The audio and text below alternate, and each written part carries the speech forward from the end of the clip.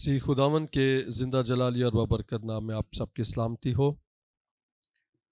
खुदावंद खुदा का शुक्र अदा करते हैं इस वक्त के लिए जो उसने हमें बख्शा कि हम उसकी हजूरी में आएँ ताकि उसकी इबादत कर सकें। और खुदा के कलाम में लिखा है कि उसके पास आने वाले को ये ईमान लाना चाहिए कि वो मौजूद है। हालेलुया। सो हमारा ये कामिल ईमान है कि खुदावंद खुदा जो हमारे दरमियान में है वो फरिश्तों के साथ नहीं बल्कि अपने हाथ से बनाए हुए इंसान के साथ रहना पसंद करता है। आमीन।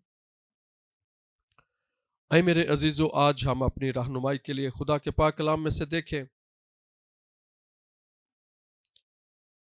पुराने अहदनामा में से पैदाइश की किताब में से हम देखेंगे।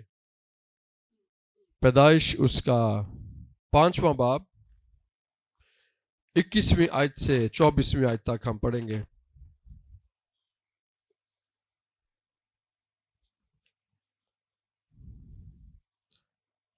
पैदाइश उसका 5वां बाब और उसकी 21वीं आयत से 24वीं आयत तक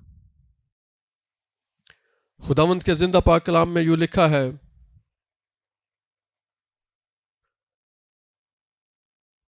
और हनूक 65 बरस का था जब उससे मतुसिला पैदा हुआ। और मतुसिला की पैदाइश के बाद हनूक 300 बरस तक खुदा के साथ साथ चलता रहा और उससे बेटे और बेटियां पैदा हुईं। और हनूक की कुल उम्र 365 बरस की हुई। और हनूक खुदा के साथ साथ चलता रहा और वो गायब हो गया क्योंकि खुदा ने उसे उठा लिया। खुदा के पाक कलाम के पढ़े और सुने जाने पर खुदावंद की बरकत हो।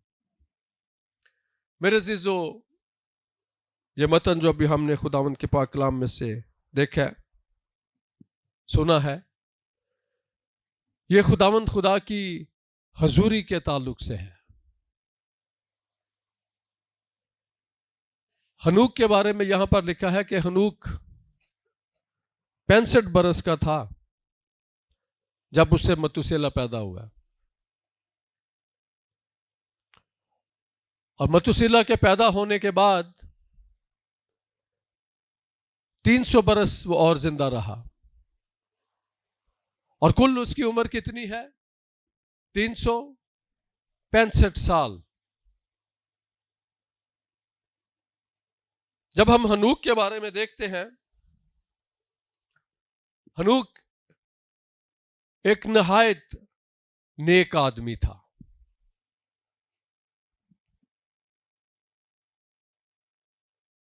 और जब हम हनूक के मतलब को देखें तो इसका मतलब भी तकदीस किया हुआ है।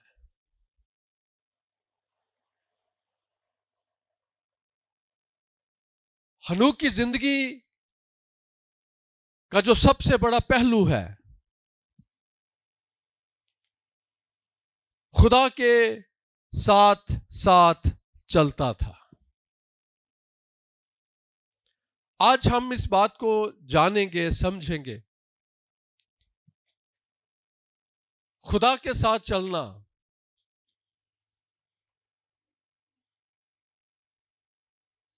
और उसका हर वक्त इस बात का एहसास रहना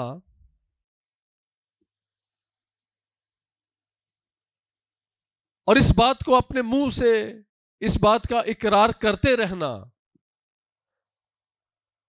कि कोई हर वक्त, हर लम्हा, हर पल मेरे साथ है।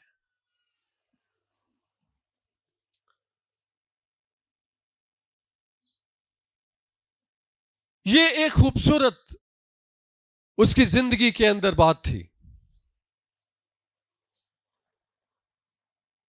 खुदावंद के साथ साथ चलता रहा।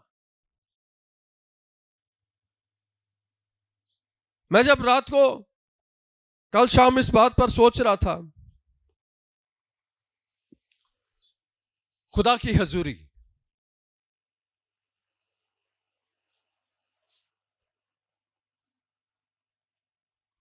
हर वक्त उसकी हजूरी के अंदर रहना। आप कहीं पर भी हैं, आप सफर कर रहे हैं, कुछ भी कर रहे हैं, इस बात का एहसास और इस बात का यकीन हमारी जिंदगियों में 100% हो कि कोई है जो मेरे साथ हर टाइम हर वक्त रहता है, जो मुझे नहीं छोड़ता।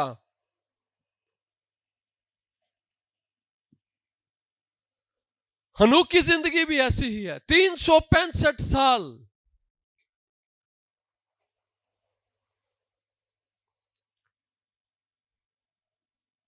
मैं इस बात पर गौर कर रहा था,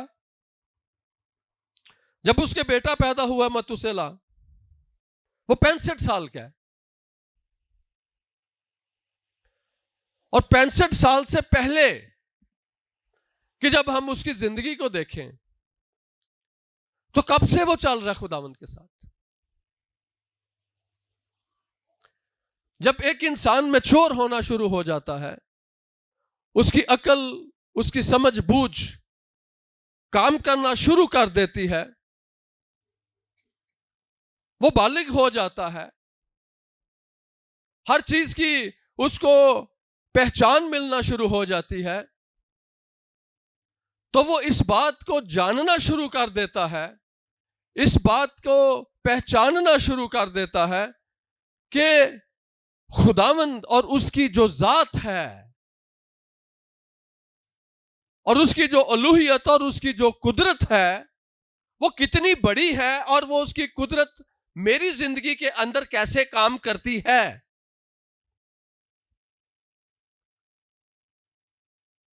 बड़ी खूबसूरत ये बात इस शख्स के ताल्लुक से हमें मिलती है। एलिया भी था, लेकिन जब हम पैदाइश में देखते हैं तो हमें हनूक मिलता है, हमें नो मिलता है, जिसके बारे में लिखा है कि वो रास्तबाज और कामिल शख्स। अयूब की जिंदगी को हम देखते हैं, उसके बारे में लिखा कि ऊज की जमीन पर एक शख्स अयूब था जो कामिल और रास्तबाज था और खुदा के हुक्मों में मसरूर रहता था।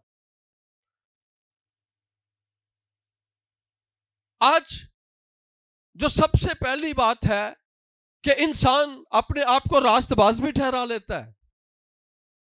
क्या मानता है मैं रास्तबाज हूं, अपने कामों के सबब से नहीं, खुदा के फजल के सबब से, उसके बेटे के लहू के सबब से, जो उसने हमें निजात दी है, हमें अपने खून से उसने मोल खरीदा है, हमें पाक को साफ किया है, और वही हमें रास्तबाज ठहराता है, और हम रास्तबाज हैं भी।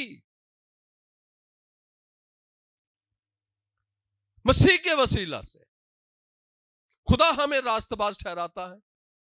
रास्तबाजी तक इंसान कबूल कर लेता है, रास्तबाजी तक इसका यकीन करता है, लेकिन जहां पर कामलियत की बात आती है वहां पर इंसान डामाडोल हो जाता है।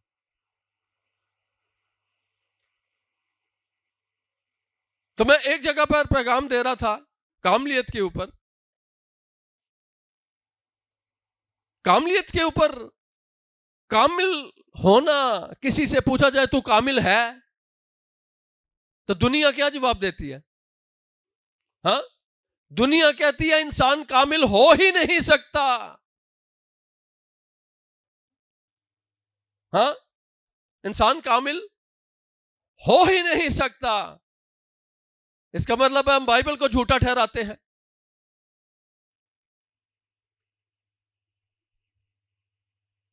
और खुद हम सच्चे बन जाते हैं। खुदा खुद कहता है कि मैंने तुझे कामिल ताक लगाया, पर ये जंगली अंगूर अब जो कहां से लगे तेरे अंदर? अयूब कामिल था, अयूब इंसान था, अयूब इंसान था, कि कोई और मखलूक था? अयूब इंसान था, तो वो कामिल नहीं है? उसके बारे में बाइबल बयान नहीं देती? उसके बारे में बाइबल गवाही नहीं देती कि वो रास्तबाज और कामिल था? आज कामलियत की तरफ जब हम देखते हैं, ओह इंसान कैसे कामिल हो सकता है? भाई मैं कहता हूं कि अगर इंसान कामिल नहीं हो सकता तो वो रास्तबाज भी नहीं हो सकता। आप रास्तबाज कैसे ठहराए गए हैं? अपने अमालों से ठहराए गए हैं। आप अपने कामों के सबब से रास्तबाज ठहराए गए हैं। बोले, आप अपने कामों से रास्तबाज ठहरे हैं। आपके बड़े अच्छे अमाल थे, आप रास्तबाज थे, बन गए। आपको खुदा ने रास्तबाज का टाइटल दे दिया। ऐसा नहीं है। खुदा के का फजल उसके बेटे के वसीला से जो हमारे ऊपर हो गया और उसने हमें अपने खून से धोकर पाक और साफ किया, वही खून के वसीला से वो हमें रास्तबाज ठहराता है। आमीन। तो जब वो हमें अपने लहू से, अपने खून के सबब से, उस कुफारे के सबब से, उस निजात के सबब से रास्तबाज ठहरा देता है, तो फिर वही खुदा हमें कामिल भी बनाता है।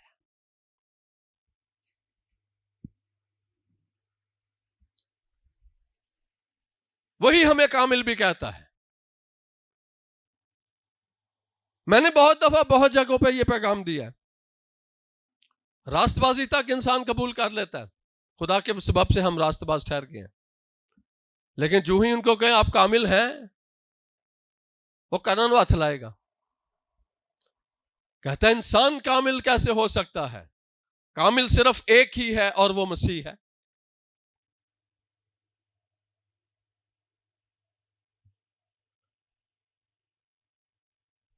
क्या, किस वजह से कहता है?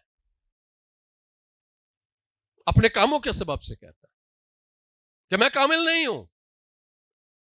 तो आपके काम रास्तबाजी वाले हैं, जो आप कहते हैं कि मानते हैं कि मैं रास्तबाज हूं।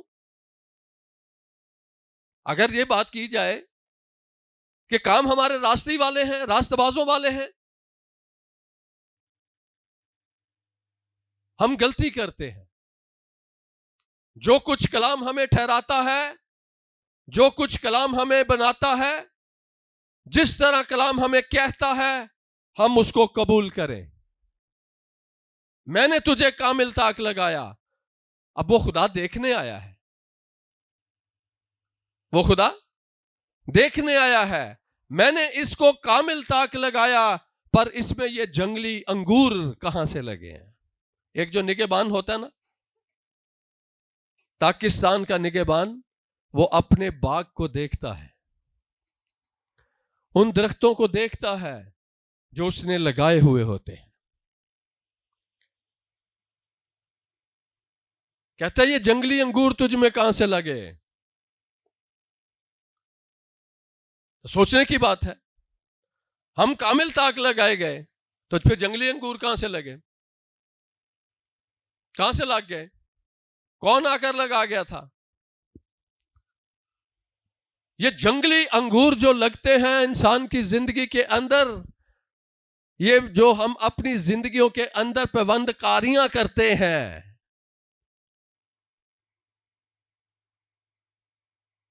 कोई उधर से टहनी पकड़ी, उन्हों जोड़ लिया अपने नाल, कोई उधर से बात पकड़ी, उसको जोड़ लिया अपने साथ। ये हमारी जिंदगियों के अंदर अंगूर ऐसे उगाएंगे जो जंगली होंगे।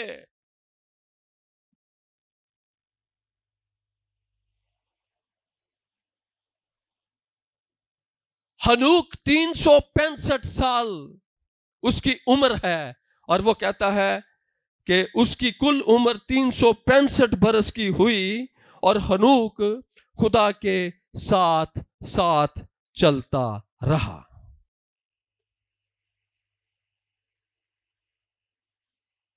ये खुदा की हजूरी को जाहिर करता है।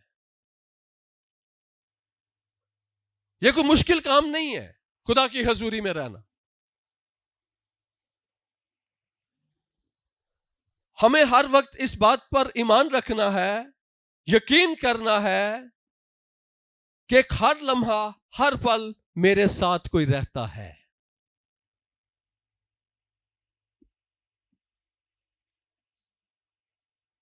और मैं उसके साथ साथ चल रहा हूं, मैं उसके साथ साथ चल रहा हूं। और यीशु ने यह वादा किया है कि मैं दुनिया के आखिर तक हमेशा तुम्हारे साथ हूं। यह इसकी जिंदगी का एक खूबसूरत पहलू है। हजूरी से कभी नहीं बाहर निकलता।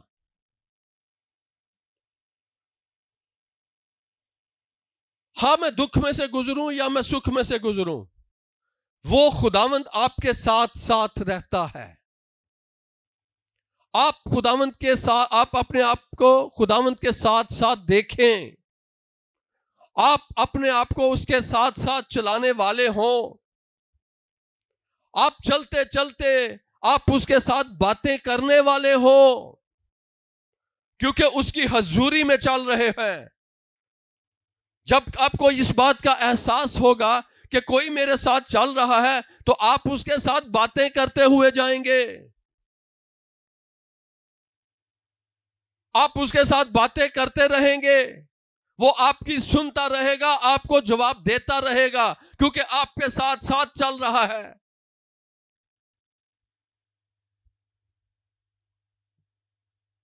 आपके साथ साथ चल रहा है।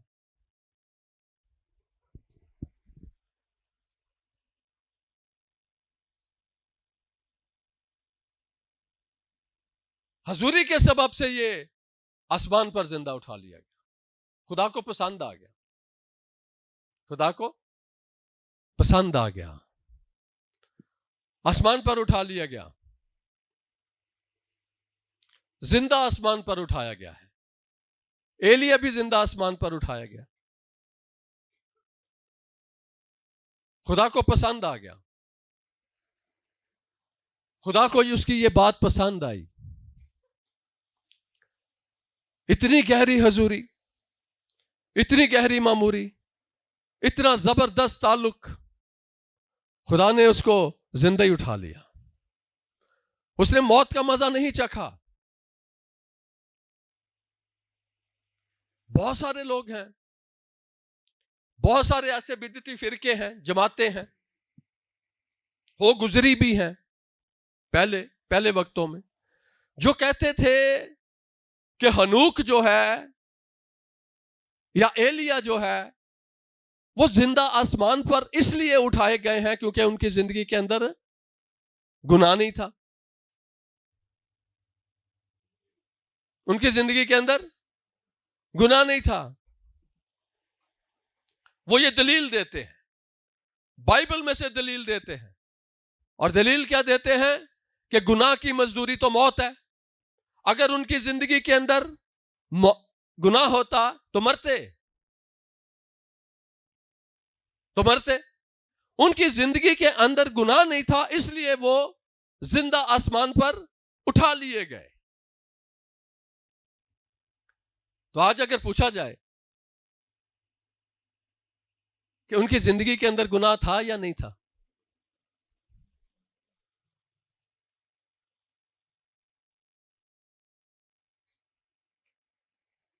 था या नहीं था?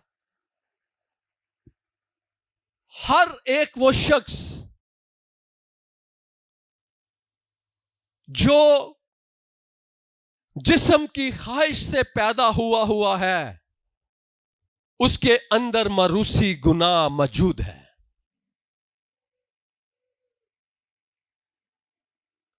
उसके अंदर मारूसी गुनाह मौजूद है।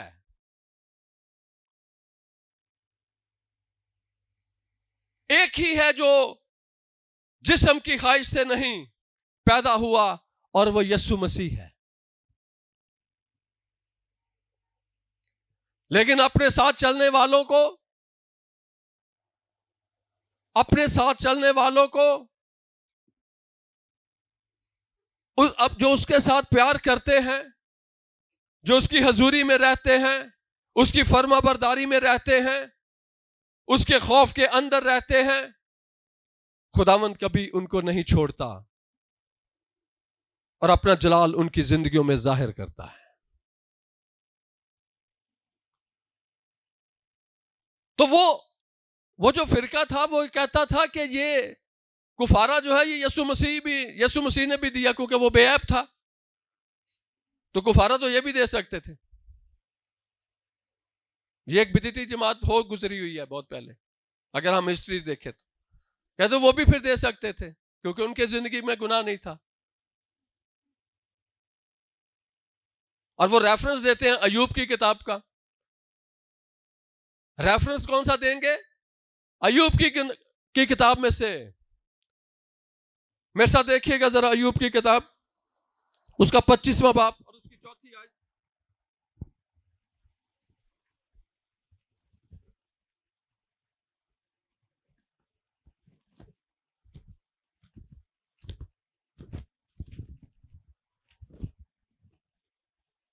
अयूब 25 बाब और उसकी 4थी आयत।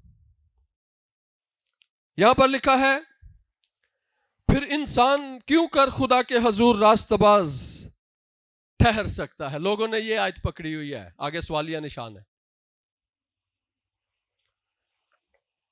कहता फिर इंसान क्यों कर खुदा के हजूर, हजूरी है ना, खुदा के हजूर कैसे रास्तबाज ठहर सकता है, या वो जो औरत से पैदा हुआ है क्यों कर पाक हो सकता है।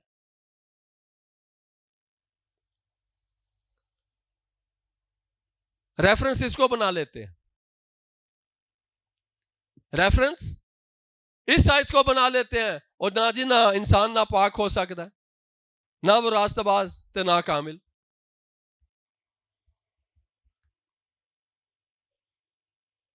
इंसान जो जिस्म की ख्वाहिश से पैदा हुआ, वो जरूर है कि उसके अंदर मरूसी गुनाह था, लेकिन कुफारे के सबब से अब वो गुनाह मिटाया जा चुका हुआ है।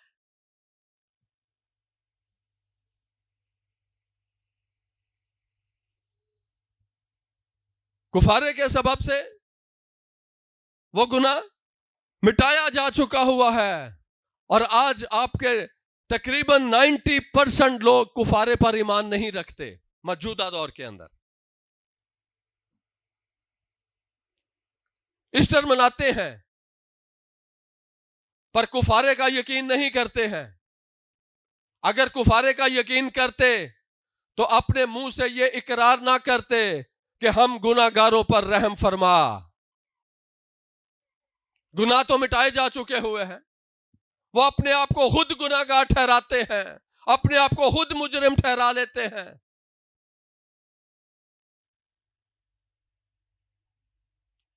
ये भी रास्तबाज है, ये भी कामिल है, ये भी खुदा की हजूरी में चलने वाला है।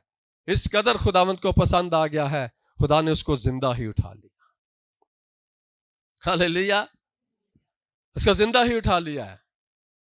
और कहां पर चला गया? जिंदा जब उठाया गया तो कहां गया हनूक? हाँ, किसके पास? तीसरे आसमान पर चला गया, फिरदौस में चला गया। आज इसके ऊपर भी बहुत सारे लोग बातें करते हैं। उनको पूछो आलमेरवा किधर है जी, वो कहते ने जमीन के थल्ले वे आलमेरवा। बहुत सारे लोग ये प्रीचिंग करते हैं आलमेरवा जमीन के नीचे है। आलमेरवा जमीन के नीचे नहीं है, बाइबल कहती है। मेरे साथ हवाला देखें, 2 कुरिन्थियों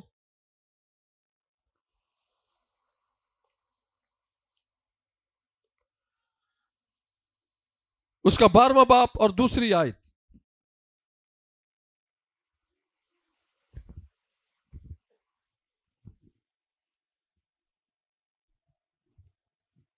दूसरा कुरिन्थियों उसका 12वां बाब और उसकी दूसरी आयत, यहां पर लिखा है, पौलुस रसूल कहता है, मैं मसीह में एक शख्स को जानता हूं, 14 बरस हुए कि वो यकायक तीसरे आसमान तक उठा लिया गया।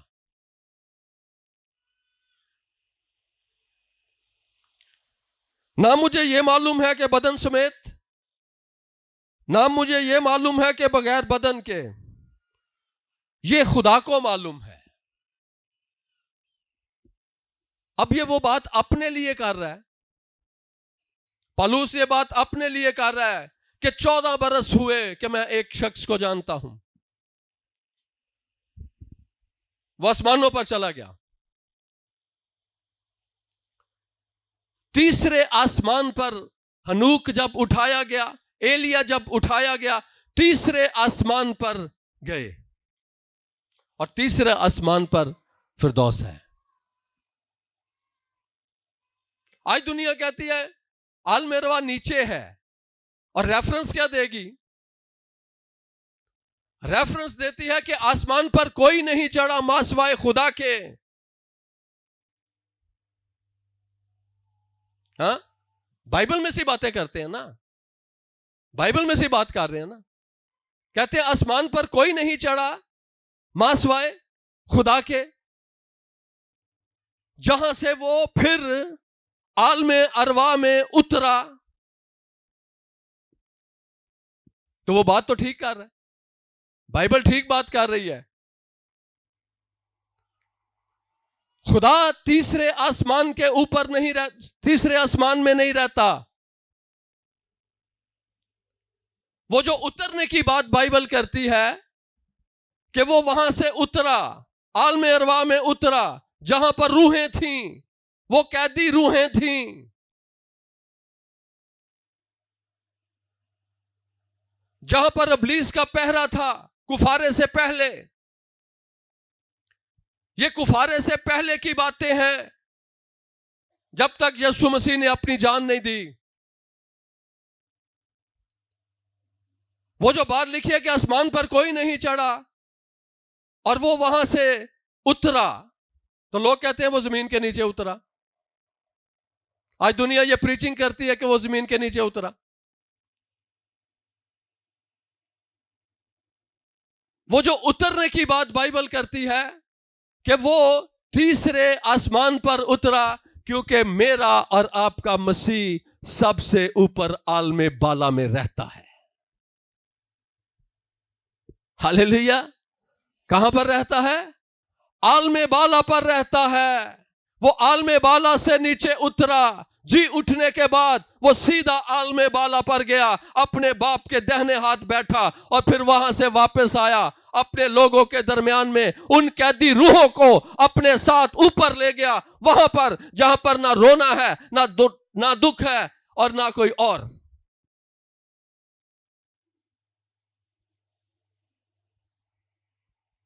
वहां पर उनको अपने साथ ले गया है। ये भी उसके साथ वहां पर चले गए, ये भी उसके साथ चले गए हैं।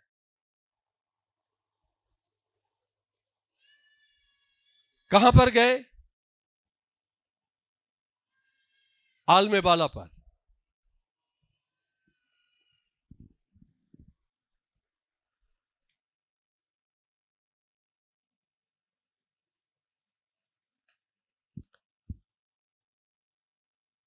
आलमे बाला पर चले गए। वो उनको, उन कैदी रूहों को अपने साथ आलमे बाला पर ले गया। और आज वो जो मुकाशफा की किताब के अंदर वो देखते हैं हम कि वो जो रूहें हैं जो आलमे बाला पर पहुंचा दी गई हुई हैं, वो खुदा के तख्त के सामने रोज उसके सामने उसको कदूस कदूस कदूस पुकारते और उससे इस बात का तकाजा करते हैं कि तू कब तक हमारा इंसाफ नहीं करेगा।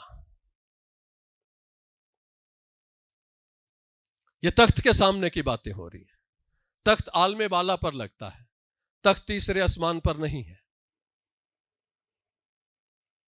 वो वहां से उनको ले गया, अपने साथ छुड़ा कर ले गया, वहां पर मौत का कब्जा खत्म किया, इब्लीस का पहरा वहां से हटाया और वो उन कैदी रूहों को अपने साथ ले गया जहां पर वो खुद रहता है। हालेलुया। जहां पर वो खुद रहता है वहां पर उनको ले गया अपने साथ। खुदावंद ने उसको कहा, उसने कहा तुम्हें और थोड़ी देर सब्र करना जरूर है। जब इंसाफ की बात करता है, कहता अभी तुम्हें और थोड़ी देर सब्र करना जरूर है, क्योंकि अभी तुम जैसे और बहुत सारे लोग ऐसे हैं जिन्होंने अभी एक बड़ी खूनरेजी के बाद, एक बड़ी ईजा रसानी के बाद जो वो मसीह के नाम के लिए सहेंगे, अभी वो भी बाकी हैं। अभी वो शहीद होने वाले बाकी हैं अभी दुनिया के अंदर, जिन्होंने अभी यहां पर आना है।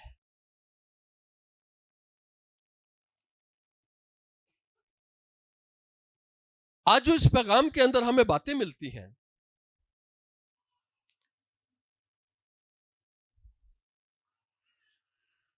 हजूरी के ताल्लुक से, खुदा की हजूरी को हम पहचानना शुरू कर दें, इसको अपनी जिंदगी में ले लें।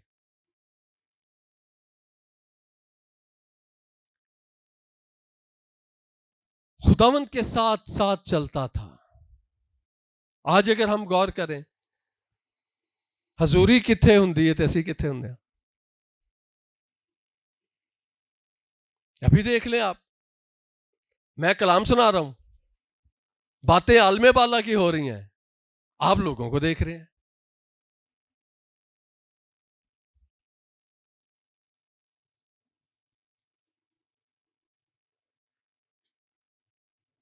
हमें हजूरी का एहसास नहीं होता। बैठे हम खुदा की हजूरी में होते हैं, पता हमें होता है हम खुदा की हजूरी में हैं, पर हजूरी कोई नहीं होती। हजूरी इकरार करने से है, हजूरी बोलने से है, हजूरी ईमान लाने के सबब से है कि कोई है जो हर वक्त मेरे साथ रहता है। और वो कहता है कि ईमान के बानी और कामिल करने वाले यीशु को तकते रहो, उसको देखते रहें कि वो मेरे साथ है। ये आपको खुश व खुर्रम रखेगी, शादमान रखेगी, सेटिस्फाइड रखेगी। हजूरी। अब्राहम को भी खुदा ने कहा था, यही बात कही थी, मेरी हजूरी में चल और कामिल हो। हजूरी होती नहीं, इसलिए आज दुनिया ये बात का जो है वो कसीदा पढ़ती रहती है कि हम कामिल नहीं हो सकते, हम कामिल नहीं हो सकते, हम कामिल नहीं हो सकते। यकूब कहता है कामिल शख्स वो है जो बातों में खता नहीं करता। कौन सी बातें कहता है? ए जड़ियां रोज असी करने नहीं, वो बातें जो खुदा का कलाम करता है उसके ऊपर हम यकीन नहीं रखते, उन बातों का यकीन नहीं करते, उन बातों का जो खुदावंद के मुंह से निकली हैं उनके बारे में हम खता करते हैं।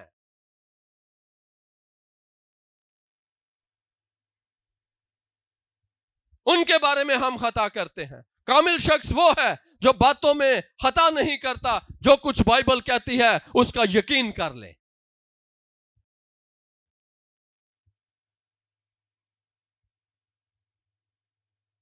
इसलिए तो दुनिया आज अपने आप को कामिल नहीं कहती, क्योंकि उन्हें तो खता करनी। खुदा ने गुस्से में पूरी दुनिया तबाह कर दी थी नूह के वक्त में, हाँ, लेकिन फिर खुदावन ने सोचा, उसने कहा नहीं, ये महज बशर है, ये खता करेगा, ये बशर है, ये मिट्टी के अंदर है, ये खता करेगा, इससे खता होगी।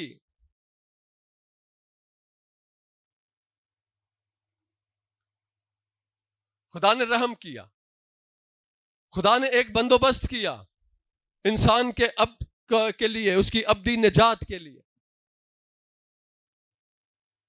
और ये तो वो बात अजल से जानता था कि इंसान खता करेगा। उस वक्त से खुदा अपने इल्म साबिक के जरिया से जानता था, जब आलम भी नहीं पैदा हुए थे। जब आलम भी नहीं बनाए गए थे, कुछ भी नहीं बना था, कोई जमीन की जो कुछ आपको कायनात के अंदर नजर आ रहा है, इनमें से एक भी चीज नहीं बनी थी। इंसान भी नहीं बना था जिसने खता करनी थी। उससे पहले खुदा ने ये बात कही, उसने कहा वो जो अजल से ज़बा किया हुआ बरा है, आसमानों पर ज़बा हो गया। हालेलुया। किसके लिए? मेरे लिए और आपके लिए। इंसान पैदा नहीं हुआ अभी, गुनाह का तस्वुर ही कोई नहीं है।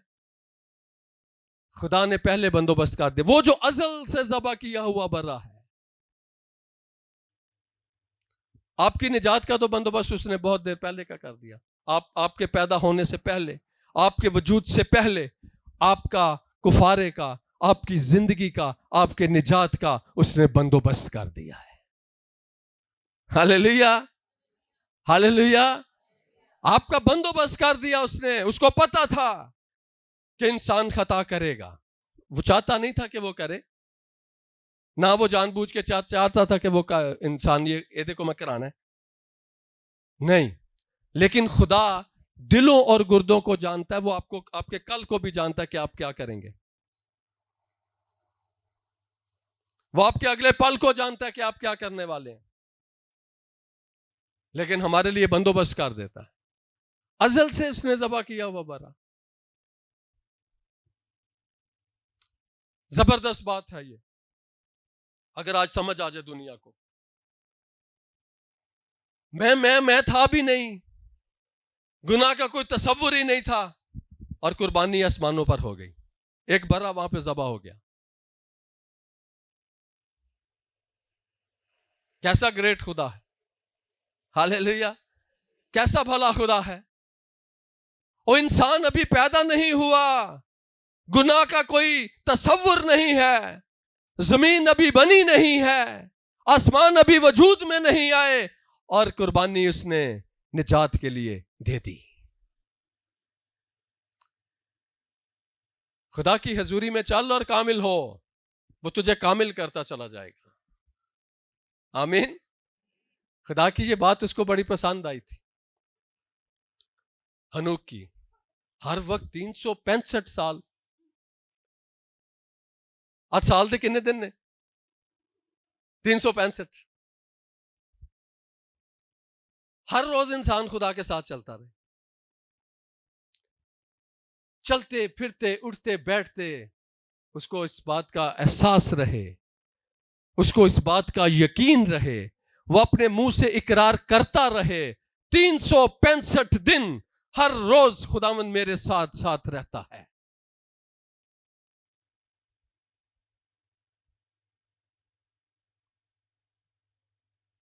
वो मेरे साथ साथ रहता है, उसकी हजूरी मेरे साथ है।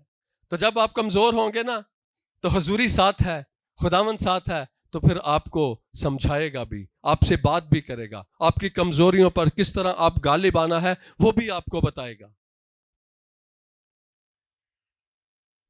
आमीन। वो भी आपको बताएगा, वो भी आपको सिखाएगा, क्योंकि वो आप उसके साथ साथ चल रहे हैं। आज यसु किथे थे, ऐसी किथे है? हजूरी को लेना शुरू कर दे। तेरी हजूरी का बादल जोर से बरसे। हजूरी एक ऐसी चीज है खुदा के नजदीक पसंदीदा। ये पसंद आ गया खुदावन को और जिंदा उठा लिया गया। ये पसंद आ गया है खुदावंद को और जिंदा उठा लिया गया है। आज जो मैं आपको बात करना चाहता हूं, इसलिए यीशु मसीह ने यह बात कही थी, वो आलमे बाला पर रहता है, आलमे बाला की चीजों की तलाश में रहो।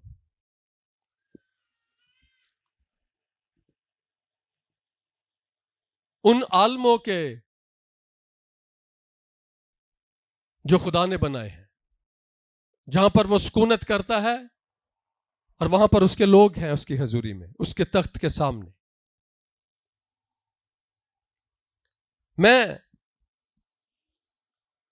मुझे बात याद आई पिछले दिनों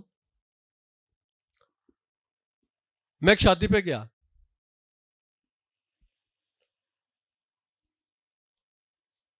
अब इंसान जब घर जैसे जाता है, खादिम जाता है घर से, कोई भी है, खुदा ने उससे कोई बात की होती है, कोई कलाम दिया होता है उस घराने के लिए, वो एक उस स्पिरिट के अंदर होता है। तो खादिम जाके बैठ रहे थे, तो ਉਹਦੇ ਆਲੇ ਦੁਆਲੇ ਡੀਜੇ ਲੱਗਾ ਹੋਵੇ ਚੰਗਾ ਵਜਾ ਕੇ, हैं गाने इंज दे लगे होन जनाब, तो खादम भी विच बैठा है, तो बाइबल फड़ी है, बैग फड़िया है, तो क्या उसकी फीलिंग क्या होगी इसकी, हैं? तो फिर जिमें नाल ए हुण डीजे जरा बंद करना जी, ए हुण पादरी साहब नूं असीं बुलावांगे, फिर कलाम सुनांगे, फिर असीं दुआ करांगे। ए हजूरी, यहां पर तख्त लगेगा खुदा का। यकीन करें मैं खुदा की हजूरी में ये बात करने लगा हूं। मेरा दिल करता था कि भावें माइंड कर देने ते भावें नहीं कर दे, उठ ते इथों चला जा। हुण मैं की कलाम सुनाना तुहानूं, पहलां तुसीं मैनूं गाने सुनाए चंगे रज के, आप भी सुने, तो फिर हुण आ जाओ जी, हुण कलाम सुनाओ जी सानूं। वो कलाम की सुनाइए तुहानूं? ये हम फॉर्मेलिटी पूरी करते हैं, मैं आपको बता रहा हूं। खादम विच बैठा होया है सोफे दे उत्ते जनाब, उन्हें कीबोर्ड फड़िया, नाल वर्शिपर ने, हैं प्रस्तिश करनी है हुणे, ते पहलां की करन दे?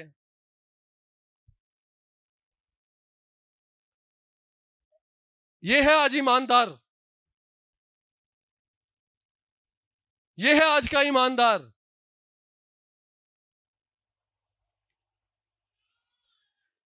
तो फिर ईमानदारी करनी है तो पूरी कर ले भाई, या गाने में लगा ला लो ते या फिर प्रस्तिश कर लो, एक काम कर लो। मैंने खुदा को कहा, मैं खुदावंद जी इंज दी काम है ना, मैनू ना कोई ब्याह शादियां ते बुलाए, की कलाम सुना ये? हाँ, हुण असीं गाइए रब खुदावंद बादशाह है, ओ जलाल दा बादशाह है, ऊंचे करो सिर दरवाजे, तो ਉਹ थे उंज पसीनो पसीनी नच नच के होए ने, तो उन्हें कितों उच्चे दरवाजे करने ने? उन्होंने तो थोड़ी देर साह मिले कि हुण पादी साहब कलाम सुना रहे हैं, थोड़ा साह ले लीए, पादी साहब ने जरा बाहर होना, तो फिर शुरू। तो ऐसे ही होता है, हम निकले बाहर, अभी हम बाहर वो लॉन के अंदर ही थे, निकले बाहर तो फिर काम शुरू।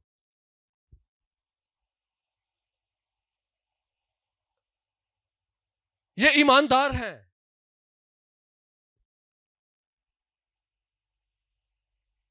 ये हजूरी नहीं है, ये हजूरी नहीं है।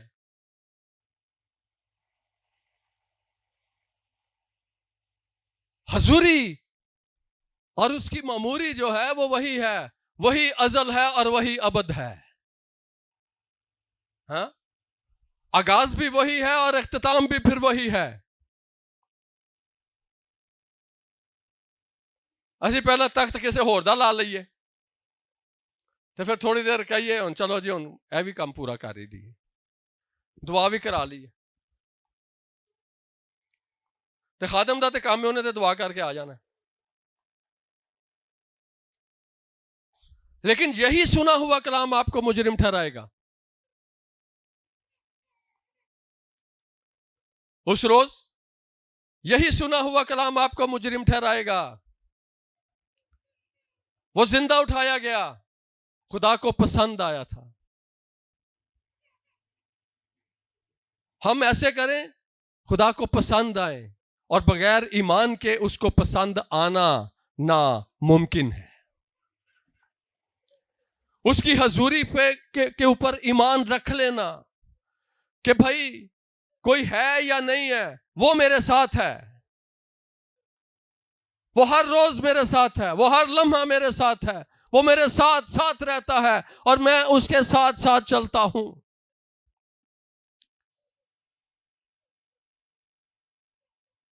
ईमान के सबब से वो खुदा को इसलिए पसंद आया, उसका ईमान होता था, खुदा पर ईमान रखता था कि वो हर वक्त मेरे साथ है। वो उसके लिए खुदा हनूक उसको पसंद आया था। और फिर वो कुर्बानियां चढ़ाता रहता था डेली, खुदा की हजूरी में कुर्बानियां चढ़ाता था, खुदा पर ईमान रखता था, खुदा का यकीन करता था कि उसके साथ वो मेरे साथ है। वो कुर्बानियां चढ़ाता था, और वो कुर्बानियां जो है वो गुनाह की कुर्बानियां, खता की कुर्बानियां वो चढ़ाता था। खुदा को पसंद आया, और वो कुफारे की तरफ बात जाती है, वो कुर्बानियां चढ़ाना, वो कुफारे की तरफ। लेकिन आज जो मैं आपको पैगाम देना चाहता हूं, सारे कलाम का जो हासिल है वो यही है कि मेरे अजीजों, हमारा भी अब्दी कुफारा हो चुका हुआ है। आमीन। वो कुर्बानियां रोज बरोज चढ़ाता था, साल बा साल चढ़ाता था, खुदा की हजूरी में रहता था, खुदा को पसंद आया था। तो हमारे लिए भी एक कुर्बानी हुई है। Hallelujah, hallelujah. और ना सिर्फ हनूक, ना सिर्फ एलिया, ना सिर्फ कोई और वो जिंदा आसमान पर गया है, बल्कि आज जो मैं आपको पैगाम देना चाहता हूं, खुदा की हजूरी के सबब से, उसकी मामूरी के सबब से, उसके कुफारे के सबब से, उस ईमान के वसीला से, आज भी जब हमारा कुफारा हो चुका हुआ है, हमें निजात मिल चुकी हुई है, हम रास्तबाज ठहराए जा चुके हुए हैं, तो अरबों जो सच्चे मसीही हैं, मसीह यीशु जब आएगा तो वो जिंदा आसमान पर उठाए जाएंगे। Hallelujah, hallelujah. वो जिंदा आसमान पर उठाए जाएंगे। आज भी खुदा वही कादिर खुदा है जो उसके हुजूरी में चलता रहेगा, उसके साथ साथ चलता रहेगा, उसकी ताबेदारी के अंदर चलता रहेगा, उसके कलाम की फरमाबरदारी में चलता रहेगा, वो जिंदा आसमान पर उठाया जाएगा। और आज जब ईमानदार मरता है ना, अब वो सीधा आलमे बाला पर जाता है, उसकी रूह सीधा आलमे बाला पर पहुंचाई जाती है, क्योंकि वहां से वो रूहें ले गया। अब जो ईमानदार मरता है वो सीधा आलमे बाला पर जाता है। हालेलुया। आलमे बाला की चीजों की तलाश में रहो। वो आलम कैसा है जहां पर मैं जाने वाला हूं, वो आलम कैसा है जहां पर मैं पहुंचाया जाने वाला हूं। आमीन, हालेलुया। आए आज इस बात पर गौर करें, खुदा की हजूरी, उसका एहसास और उसका यकीन और उसका ईमान हमारा ये कामिल होना चाहिए कि वो मेरे साथ मौजूद है। खुदावंद आपको बरकत दे।